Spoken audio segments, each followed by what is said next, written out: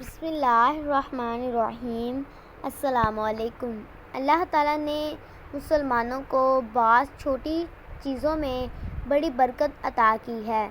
ان چیزوں میں ایک عظیم چیز جو اللہ تعالیٰ نے عطا فرمائی ہے وہ ہے بسم اللہ الرحمن الرحیم۔ یہ آیت بھی ان چند چیزوں میں شامل ہے۔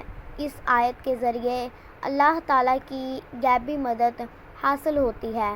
اس چھوٹی سی آیت میں اس قدر طاقت ہے کہ کوئی انسان اس کا تصور بھی نہیں کر سکتا۔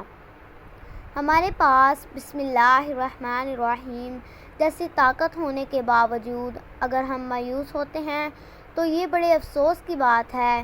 بسم اللہ الرحمن الرحیم کے بڑے فضائل ہیں کہ رسول اللہ صلی اللہ علیہ وآلہ وسلم نے فرمایا کہ مجھ پر ایک ایسی آیت اتری ہے سوائے حضرت سلیمان علیہ السلام کے ایسی آیت نہیں اتری۔ وہ آیت بسم اللہ الرحمن الرحیم ہے۔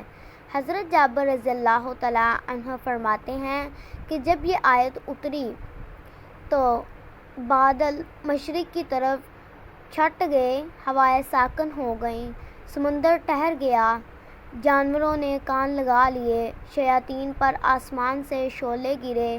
پروردگار عالم نے اپنی عزت و جلال کی قسم کھا کر فرمایا کہ جس چیز پر میرا نام لیا جائے گا اس میں برکت ہوگی۔ حضرت ابن مسعود رضی اللہ تعالیٰ عنہ فرماتے ہیں کہ جہنم کے 19 دروگوں سے جو بچنا ہے وہ بسم اللہ الرحمن الرحیم پڑھے۔ اس کے بھی 19 حروف ہیں جو اس کے ہر ایک حرف فرشتے سے بچاؤ کا ذریعہ بن جائے گا۔ اسی طرح بسم اللہ الرحمن الرحیم کے حروف کی تعداد بھی 19 ہے اور وہاں فرشتوں کی تعداد بھی 19 ہے۔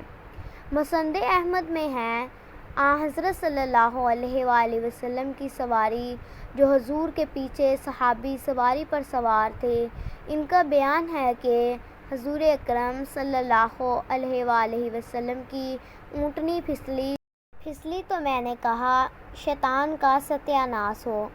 آپ نے فرمایا یہ نہ کہو، اس سے شیطان پھولتا ہے اور خیال کرتا ہے کہ گویا اس نے اپنی قوت سے گرایا۔ بسم اللہ الرحمن الرحیم کہنے سے وہ ذلیل و پست ہو جاتا ہے۔ ایک حدیث میں ہے کہ جس کام کو بسم اللہ الرحمن الرحیم سے شروع نہ کیا جائے اس میں برکت نہیں ہوتی۔